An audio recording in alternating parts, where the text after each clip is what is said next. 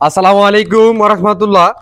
তো অতিরিক্ত কোনো কিছুই ভালো না, এটা আসলে সবাই জানেন। আসলে রাগের বশে অনেক কিছুই কিন্তু করা যায় বা বলা যায়, আবার অনেক সময় একটা ভাবলে আর একটা হয়ে যায়।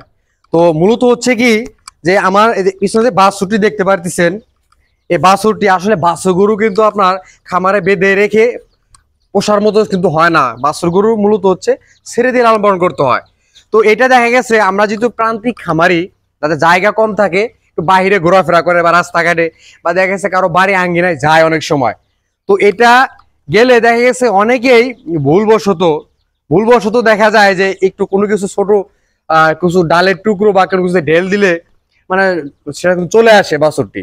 তো দেখা গেছে যে এমন একটি ঢেলের কারণে দেখা যায় এমনও কিছু হতে পারে, সেটা আপনাকে ভাবতে হবে যে আমি যে আঘাতটা করব, সে আঘাতটা কতটুক ক্ষতি হতে পারে সেটা ভেবে কিন্তু আমরা কখনো কাজটা করি না।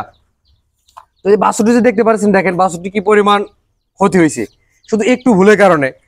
তো ওই খামারি যদি চাইতো বা ওই লোকটি চাইতো যে আমি বাছুরটা আটকায় রাখা সারাদিন রাখলে, যদি বাছুরের মালিক বাসায় যাইতো বা ওনার বাসায় যাইতো, উনি কিন্তু মালিকরে কিছু বলতে পারতো বা এরপরে যেন না আসে বা লক্ষ্য রাখেন, এরকম বললেও কিন্তু হতো। বাট উনি যেটা করছে রাগের বশত হয়তো বা কিছু ঢেল দিয়ে, দেখেন ওর যে মূলত হচ্ছে কি এখন ওর লাইফটাও শেষ, পাশাপাশি খামারে যে একটা স্বপ্ন থাকে বছর শেষে যে একটা বাচ্চা আসে, সে বাচ্চার উপরেই কিন্তু বা বাচ্চার উপর কিন্তু তার একটা স্বপ্ন থাকে যে এটার থেকে আমি আরো ভালো কিছু করব। তো সেই স্বপ্নটি কিন্তু নষ্ট করে দিছে। এখন জানি না আল্লাহ মাহমুদ এটা এখন চিকিৎসা দিলে ভালো হবে কিনা, বা আমরা চেষ্টা করব প্লাস্টার করে ভালো করার জন্য।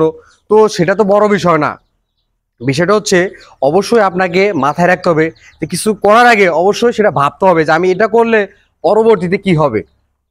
মূলত এই উদ্দেশ্যে আমার এই ভিডিওটা করা।